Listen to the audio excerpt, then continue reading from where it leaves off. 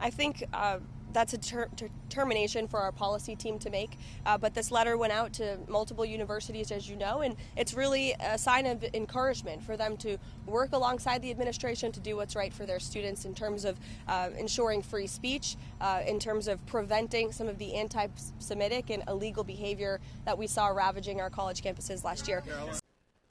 So this is problematic from the get-go, the way that this is being framed as a conversation. It's not a conversation. It's a threat, and it's a threat that should be taken seriously and should be reacted to um, uh, in a way in which I think all colleges and universities who this is meant to actually be applied later to all universities and colleges, not just to the 9 or 10 that have received the letter. So that means that we should all be thinking about how to resist this particular form of intrusion. We have always played a role in doing even-handed uh, research in which critique of institutions is not off the table. And I think the Trump administration is fearful that universities play this role, and he wants to shut down the ability of universities financially, legally, from a free speech and First Amendment point of view, to engage in their role in a system of societal checks and balances. This is not a matter of national security. Students internationally come to the United States. They learn content and values of American democracy and go back to their countries, their home countries, and spread those values and that content knowledge. So it's a good thing globally to have international students here. One thing you also don't see is viewpoint neutrality. You know, in the text and discourse of this compact statement, it's not clear if the views of pro-Palestinian students and faculty are going to be welcomed in a value neutral, viewpoint neutral environment. It doesn't seem like that. It seems like it's basically reflecting ideas of Islamophobia and saying certain students and certain groups can speak out freely and protest, but others cannot. It seems like the Trump administration is trying to federalize universities for control, just like they have done with the National Guard in different states and cities of the country. Another big problem with this compact, if it was taken seriously, is that it would lead to a permanent investigation of universities.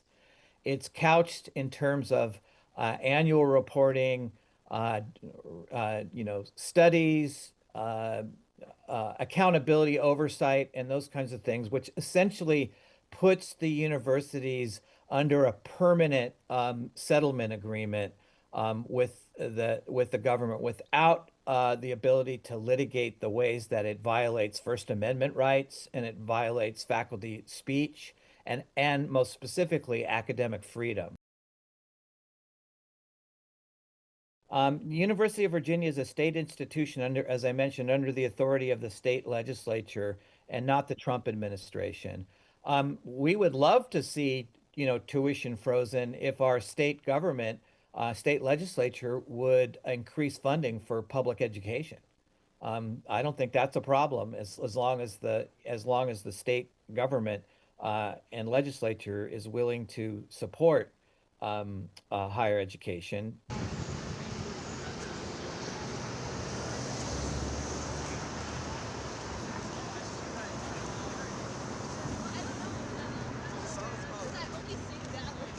It's a parody microphone. Why would they say Jesus?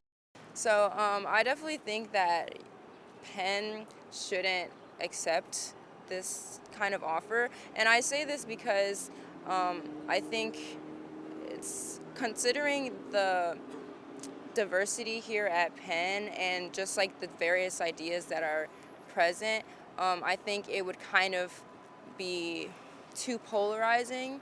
Like it would, like the decision would, I feel, kind of strip away some of that diversity that is here at Penn. And so I definitely think that, and in addition to like funding, UPenn doesn't need it. We have a lot of alumni networks, and I feel like if there was a case, like the alumni would just help more. And like we don't really need that support as in comparison to other schools that may need more of that funding. So yeah, that's my opinion. I think I look at this in two different lenses. I think one of them is the political science lens of, do we want officials, elected or not, to be saying how experts on the situation, like experts in the world, in a place of academia, to what extent do we want electeds telling experts to do? I think there's that piece. And honestly, I think there's some places where a very much like a prescribed curriculum can be super valuable, but I don't think higher education is one of them. I think the other piece is that the statements say a lot about these radical left values, these like Marxist values. And I mean, you look at Penn and you see that 50% of people are going into either international banking or financial consulting. My professors must be pretty bad Marxists if 50% of students are going into the banking sector. I think it's ridiculous. I don't think it's something that Penn should sign at all.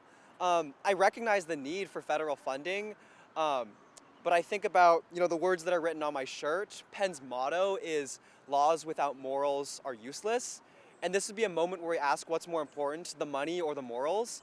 And I implore Penn to take the moral side, but we'll see. I'm scared, but at the end of the day, like I'm here to learn and develop and grow as a person and leave my mark on the world.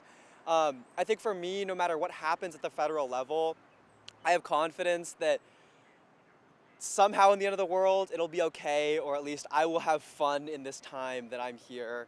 So I'm not I'm not like in my room screaming about it all day, but I do think that, at the end of the day, I do have a responsibility and a role to play in sharing my stories and my thoughts. But yeah, I think it's ridiculous to say that Penn has crazy radical left views if half of Penn is going into financial services. I mean, the president himself has gone to Wharton and knows the process, and I would not consider it very radical left in there. I feel that something that is education-based, it should be supported and not forced into anything that it is not structurally meant to do. There's a reason that those kind of laws were made and those motions were made to support students for education. And I think that the message is getting lost in the action, and we just need to back off and maybe mind our business a little bit and let the institution do what it was meant to do and support the students. I feel like this is kind of sort of an attack on me, who I am, a lot of my family, and a lot of my friends here at Penn and throughout my life. And also, I guess I can kind of see where they're coming from, but to me it's coming from a very privileged standpoint of, this doesn't directly impact me, this doesn't directly benefit me, so here's why we're going to cut it and do other things and move a certain direction, where I believe America is founded based off diversity, based off equity, and the inclusion of all of that into our modern society, which manifests in many, many ways that we see today. And furthermore, I just think, the connotation of DEI can sometimes aggressively take on just race, and it becomes like this racial divide, which we've seen through years in America.